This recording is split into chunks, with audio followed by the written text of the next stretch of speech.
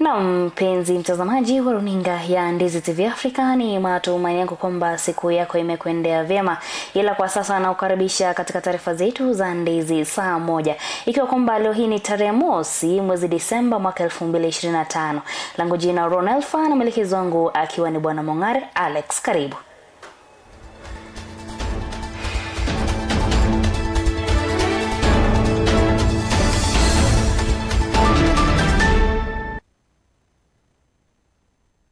Na tukianza ni kwamba Rais William Ruto amezindua rasmi miradi ya makazi mapya ya askari wa huduma ya polisi ya kitaifa katika kichuo cha Embakasi, kaunti ya Nairobi, huku akitoa hakikisho kwamba serikali inaendeleza juhudi za kuboresha makazi na mazingira ya kazi ya maafisa wa usalama kote nchini.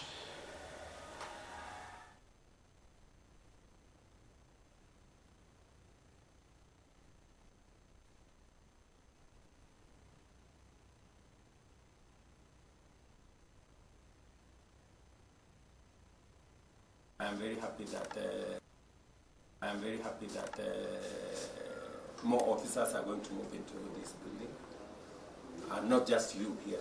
I think we are doing this across Kenya, from Turkana all the way to the coast. We are using the Affordable Housing Fund. We are giving some decent housing to not just Kenyans, but also public officers, including our security personnel. It's a very positive thing. We really appreciate it. Yeah. Okay, good people. Thank you. Thank you. Na tukisonga mbele ni kwamba mgombea wa ubunge wa eneo bunge la Urili na mfanyabiashara kutoka Migori CPA Evans Ogutu ameahidi kuboresha sekta ya michezo katika eneo hilo kwa kupanua fursa kwa vijana na kukabiliana na ongezeko la matumizi ya dawa za kulevya pamoja na uharibifu. Akizungumza wakati wa fainali za mashindano ya CPA, Evans Ogutu yaliyofanyika Sibuonche alisisitiza kujitolea kwake kushirikiana na serikali ya kitaifa na ile ya kaunti ili kuboresha miundombinu ya michezo na kukuza vipaji vya vijana. Lennox Odede anatuarifu zaidi. Anachukua jezi nambari 13 mgongoni. Mgombea wa ubunge wa eneo bunge la Uriri katika uchaguzi mkuu ujao, CPA Evans Ogutu, ambaye pia ni mfanyabiashara kutoka Migori, ameahidi kuboresha shughuli za michezo katika eneo hilo na kuhakikisha vijana hawajiingizi katika dawa za kulevya na uhalifu. Akizungumza Sibuoche wakati wa fainali za mashindano ya michuano ya CPA Evans Ogutu yaliyoandaliwa na ofisi yake, Evans Ogutu amesema kuwa ofisi yake itashirikiana kwa karibu na serikali ya kitaifa na ile ya kaunti ili kuboresha miundombinu ya michezo katika eneo bunge hilo. We are focusing on 3 major issues.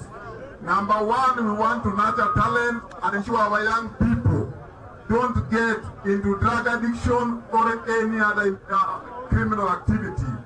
Number 2, we want to improve the infrastructure of this region so that we can have opportunity where we can have very many people to play football.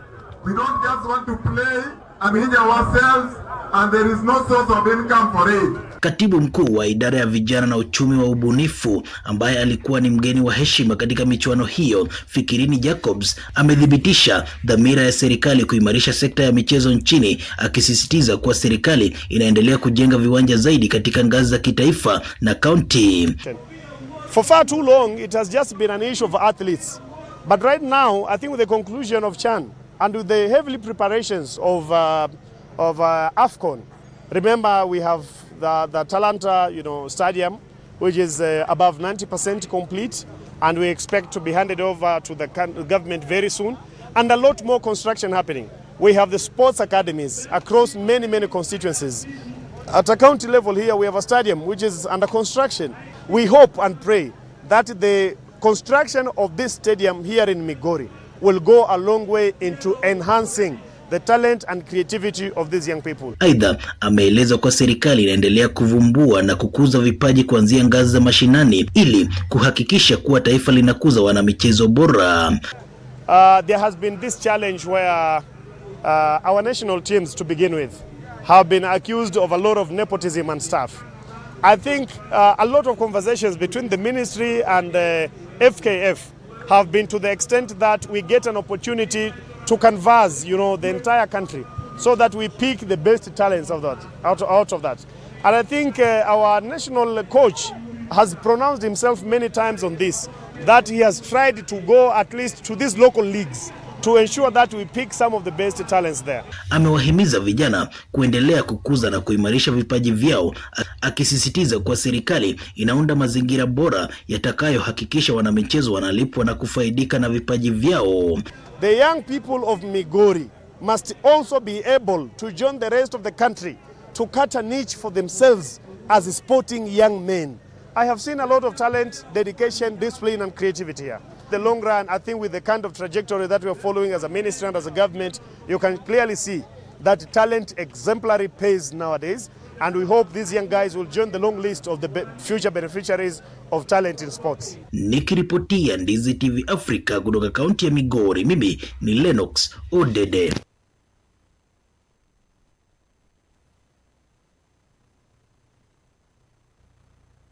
Na kwingineko, serikali imetangaza kuongeza juhudi za kukabiliana na maambukizi mapya ya virusi vya ukimwi nchini, wakati Kenya inaadhimisha siku ya ukimwi duniani pamoja na mataifa mengine. Katibu katika Wizara ya Afya Bi Mary Muthoni amesema kwamba taifa limepiga hatua kwa kupunguza maambukizi mapya kwa 72% katika kipindi cha miaka 20 iliyopita. Aidha, amesema kwa mikakati ya serikali imechangia kupungua kwa vifo vinavyotokana na ukimwi pamoja na maambukizi kutoka kwa mama hadi mtoto.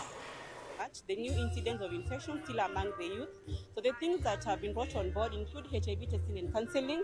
We are giving information, sensitization among the youth has been increased with support from both the government and the partners, basically HF Kenya. We are giving PrEP, and I'm glad to inform the public that we have new PrEP that is going to be introduced injectable from next year. And being that we have new patients among the youth, we're really encouraging them from the sensitization to come for injectable PrEP.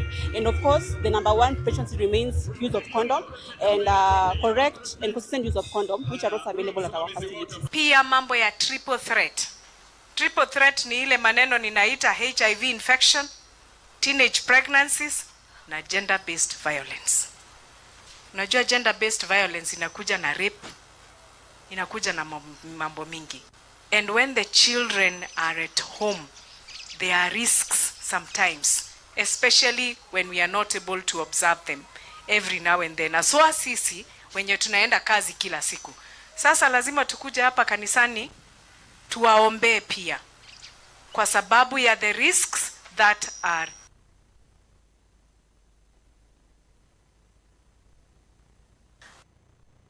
Na kaunti ya Kisii imetia saini mkataba wa chuo kikuu cha Jihagan kutoka China ili kutoa fursa ya masomo ya juu kwa wanafunzi bora kutoka kaunti hiyo. Mkataba huo ulitiwa saini na maafisa wa elimu wa kaunti ya Kisii pamoja na ujumbe kutoka chuo hicho cha Jihagan, akishuhudiwa na balozi wa China nchini Kenya Guo Heian pamoja na gavana wa Kisii Simba Arati. Lengo kuu la mkataba huo ni kutambua na kuendeleza elimu kwa wanafunzi bora kutoka Kisii na kuwawezesha kujiunga na masomo ya juu katika chuo hicho. Mkataba huo unafuatia mafanikio ya wanafunzi 10 kutoka Kisii waliopata nafasi ya kusoma katika chuo cha kiufundi cha Huan nchini China. Key pillar of our cooperation, as our President Xi Jinping said, emphasized that a nation prospers when its education prospers. This center will help identify and support the best students who qualify to study at Shenyang University in China. This opportunity will open doors to world-class education and help raise the standard of learning in Kisii County. Together, we will promote cultural exchange and academic support to broaden students' knowledge and experiences. Wajane katika kaunti ya Siaya wamekutana katika shule ya msingi Sega Township kuadhimisha siku 16 za kupinga ukatili wa kijinsia katika kaunti hiyo. Mradi huo unaotekelezwa na Free Pentecostal Fellowship in Kenya umeandaa mikutano ya kadhaa kama njia moja ya kuhamasisha jamii kuhusu madhira ya ukatili wa kijinsia hasa yanayokumba wajane. Afisa wa mipango wa FPFK Dorothy Muga amesema lengo la hatua hiyo ni kutoa elimu kuhusu ulinzi wa kisheria kwa wajane pamoja na kuwakumbusha kuhusu mswada wa ulinzi wa kijamii wa wajane unaosubiri kutua sahihi na Gavana James Orengo wa kaunti ya Siaya. Tumekuwa na siku njema, siku yetu imekuwa ya furaha sana kulingana na mpango ambao ilikuwa ya kutetea wajane. Wajane wanapitia mambo mengi, tena saa zingine wanafukuzwa, wanapigwa. Inaonekana tu kwa familia kwamba hawana haki, jamii hawafurahii sana. Sasa mimi nashukuru Mungu. Alafu tulikuwa na bill tulipeleka ya widows pale Siaya. Ni uzuri awalipitisha. But sasa kitu tunangoja the governor James Orengo aweke tu sign. Ni sign tu. Cause kila kitu kiliendelea vizuri. Akishaweka sign, sasa tutakuwa tunaishi bila uoga. When the resources are limited like they are, people are fighting over resources. The women and children are the ones who are most affected. Naam, shukran sana mpenzi mtazamaji wa runinga ya Ndizi TV Africa kwa wakati wako, ila usinde mbali. Nitakapoenda mapumziko kwa muda usio mrefu, nitakaporejea nitazidi kufahamisha mengi ambayo yamejiri. Usinde mbali.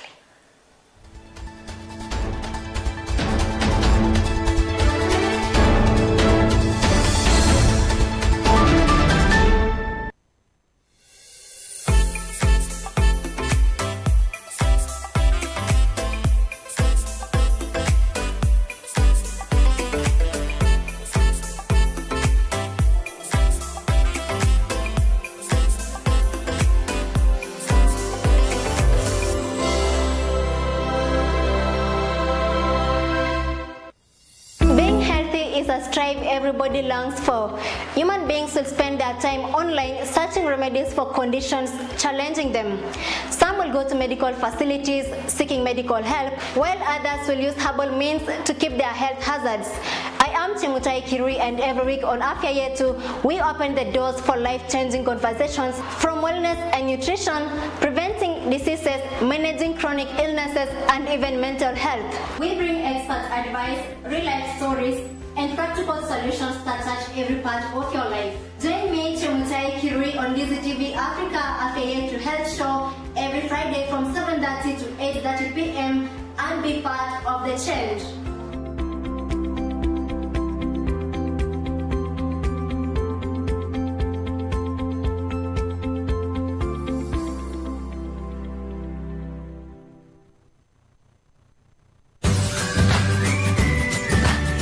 Je, wajua kwamba mapishi si kazi tu ila ni sanaa?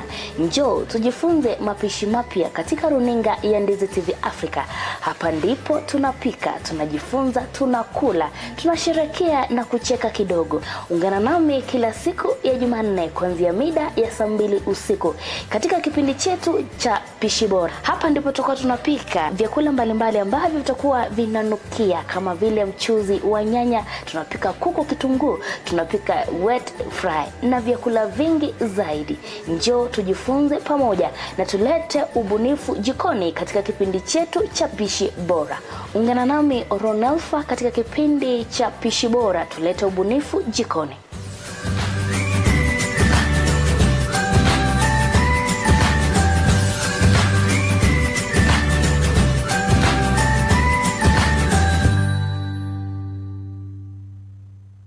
Mteja mpendwa, ni wakati sasa wa kujinyakulia aina ya flash disk kuanzia 8GB, 16GB na vilevile 32GB.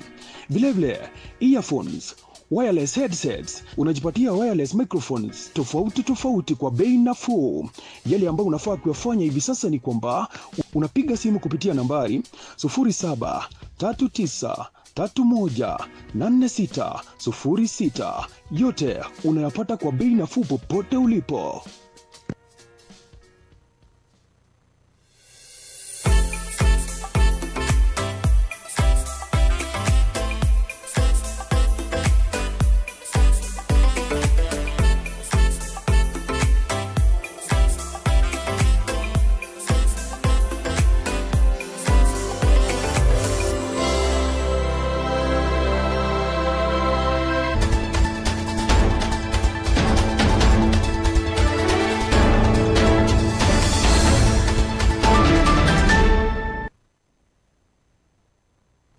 Naam, shukran sana mpenzi mtazamaji wa runinga ya Ndizi TV Africa na karibu tena.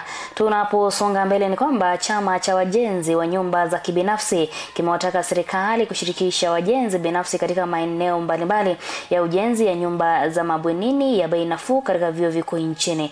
Kwa maoni ya washikadau, ujenzi huo utakuwa na manufaa kwa wanafunzi na pia kutoa fursa ya umiliki wa baadhi ya nyumba hizo. Aidha, wamesema ushirikiano huo utasaidia kuondoa umaskini kwa kutoa nyumba za bei nafuu kwa Wakenya. Hao wameelezea katika kikao cha uzinduzi wa nyumba za kisasa kwa ajili ya wanafunzi katika eneo la Uishu mjini Nairobi.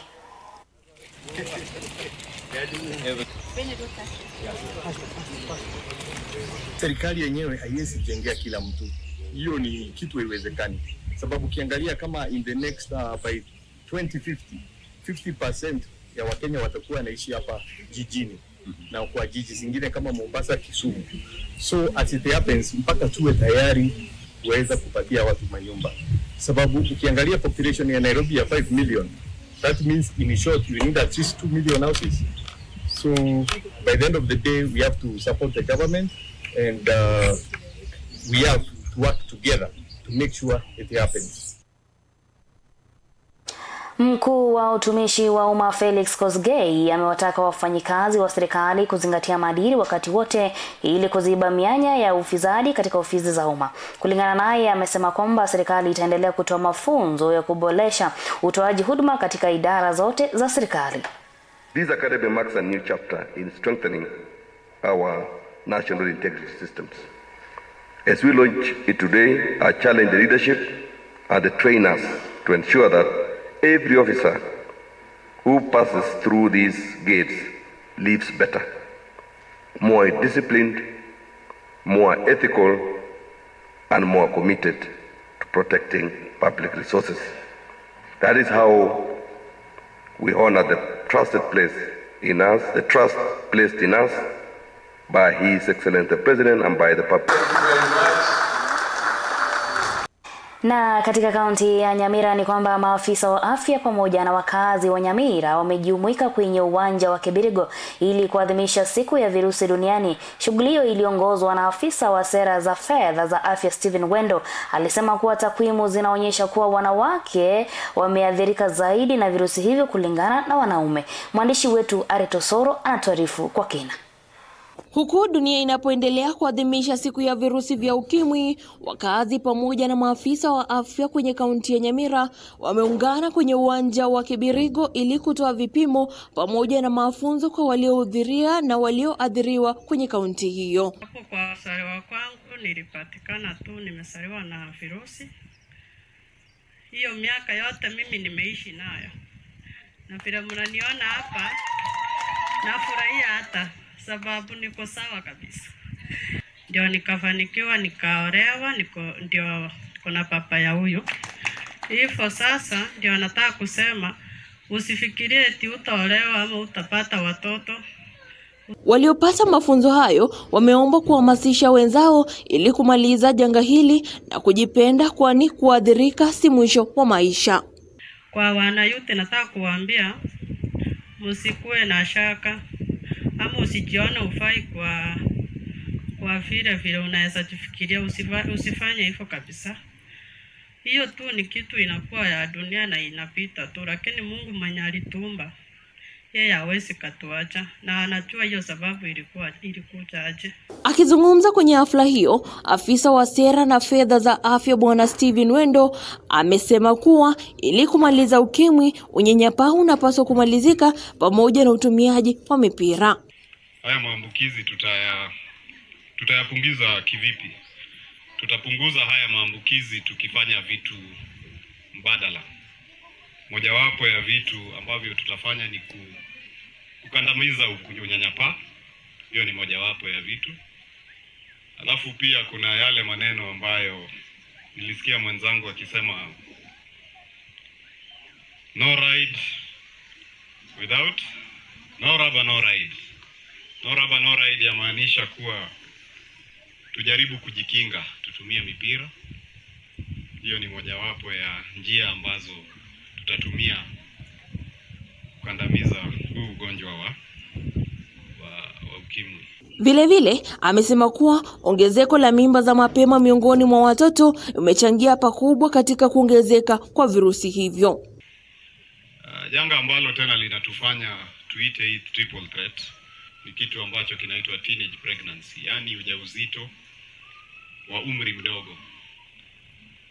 Kwa lugha ya kawaida tunasema mimba za mapema. Mimba za mapema tutaukandamiza aje? Tutaukandamiza by kitu ambayo inaitwa kupatiana education, yani civil education, na kupatiana health education.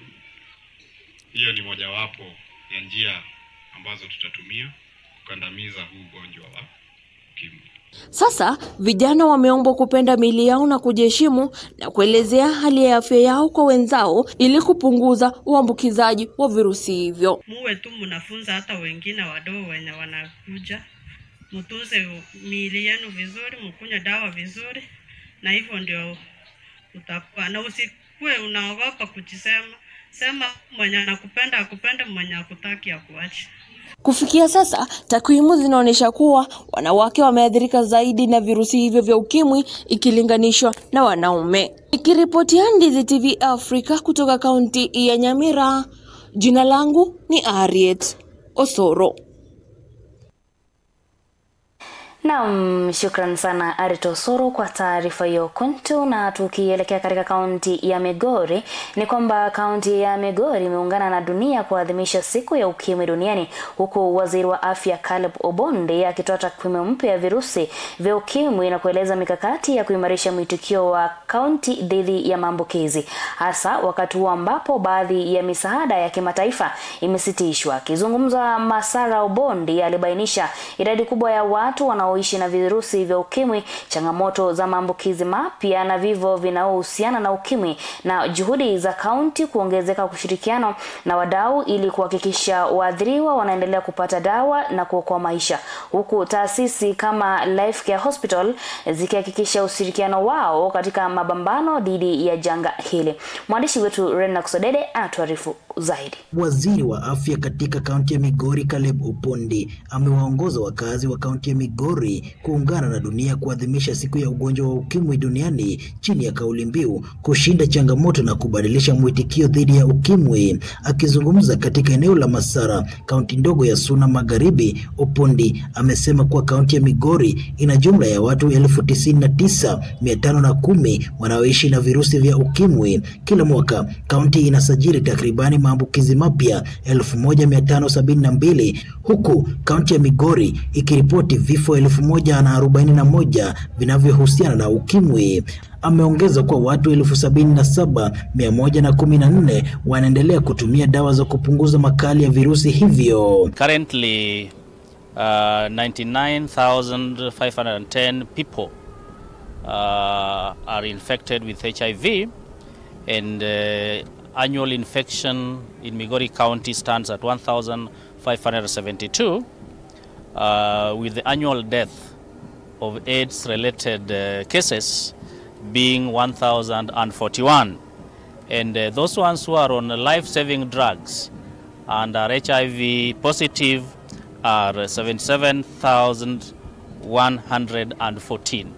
Maadhimisho haya yanafanyika wakati ambapo Marekani imesitisha baadhi ya msaada wa afya iliyokuwa inatoa kwa nchi za Afrika. Kutokana na hali hiyo, kaunti ya Migori imeanza kuunganisha huduma zake kwa kuwafuatilia watu wote wanaotumia dawa za uhai na kutafuta wadau zaidi watakaojiunga katika mapambano dhidi ya virusi vya ukimwi. The people who are being given the drugs, now we have mapped them in most of our facilities, where they will continue getting the life-saving drugs free of charge without paying. And at the same time, we are still looking even for more partners to take up the dream sites, which were being supported by some of the partners from the US government, so that they are taken up and our girls who are in the dream sites may continue benefiting from the services which they were previously getting. So we have our program officers and all the programs which were taken up by the donors who have withdrawn their support, the programs have been integrated. Dr. Jakait kutoka hospitali ya Life Care Migori amewahakikishia wakazi wa kaunti ya Migori kwa hospitali hiyo itaendelea kushirikiana na serikali ya kaunti ya Migori katika kukabiliana na virusi vya ukimwi na kutoa dawa za kuokoa maisha bila malipo.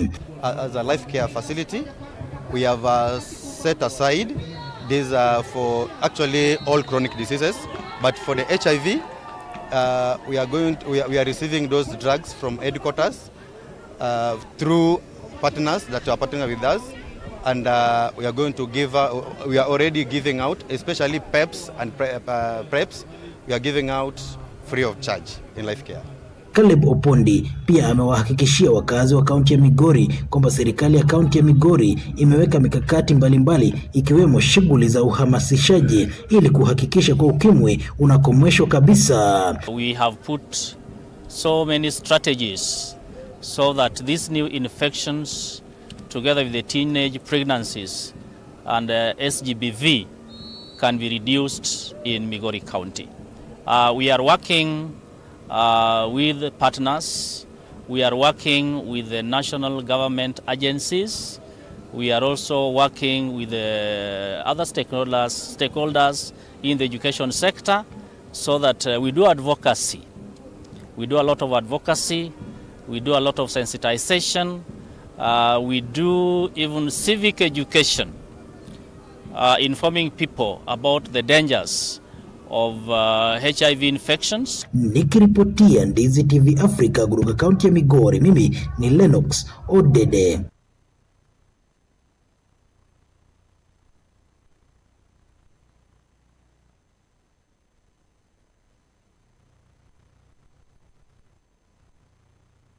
Naam, shukran sana mpenzi mtazamaji wa runinga ya Ndizi TV Africa kwa wakati wako, na kufikia hapo ndipo nafika tamati katika taarifa zetu za Ndizi saa moja. Zidi kutufuatilia katika mitandao yetu, tuko pale kama Ndizi TV Africa. Langu jina Ronalfa na mwelekezi wangu amekuwa ni Bwana Mongare Alex. Usiku mwanana.